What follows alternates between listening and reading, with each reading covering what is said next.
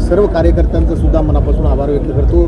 तिन्ही पक्षाच्या त्यांनी अतिशय मेहनतीनं या ठिकाणी काम केलेलं आहे आणि त्यांच्या भरोशावर जो काही माझा विजय होणार आहे, सर्व कार्यकर्त्याच्या मेहनतीच्या भरोशावरचा विजय आहे। 15 वर्ष झाले मी कोणत्याही सत्तेवर नसताना सुद्धा मी माझ्या सर्व तमाम युवा मित्रांना एकच सांगू इच्छितो की मनात इच्छाशक्ती असली आणि आपली काम करण्याची प्रवृत्ती असली तर आपण काही घडवू शकतो। हे त्याचं खासदारकीचं उदाहरण राहणार आहे।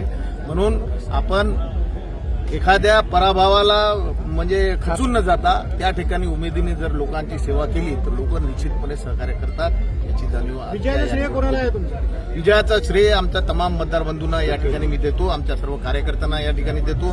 ज्या पक्षाच्या नेत्यांनी माझ्यावर विश्वास टाकला त्यांचं सुद्धा मी मनापासून या ठिकाणी जनशक्तीच्या विरोधात जनशक्तीचा विजय आहे। कोण म्हणते की बा जनशक्तीच्या विरोधात कोणी निवडून येऊ शकत नाही, परंतु या ठिकाणी यवतमाळ वाशिमच्या जनतेने या ठिकाणी दाखवून दिलेला आहे की 6 आमदार युतीचे आहे, पालकमंत्री सुद्धा आहे, मुख्यमंत्री 4 वेळा या ठिकाणी येऊन गेले, 1 वेळा मुक्कामी या ठिकाणी राहिले, त्यांनी मंगरुळपीरमध्ये 7 तास ते त्या ठिकाणी होते आणि प्रचंड आमच्या शिवसेनेच्या लोकांनी सुद्धा स्वतः मुख्यमंत्र्यांनी त्या ठिकाणी फोन केले, आमच्या कार्यकर्त्यांना सुद्धा फोन केले, परंतु तरी सुद्धा कोणत्याही आमिषाला बळी न पडता आमचे सर्व कार्यकर्ते माझ्यासोबत ठाम राहिले, उद्धव साहेबांसोबत ठाम राहिले, आघाडीसोबत ठाम राहिले, त्याबद्दल मी त्यांचं मनापासून या ठिकाणी आभार व्यक्त करतो।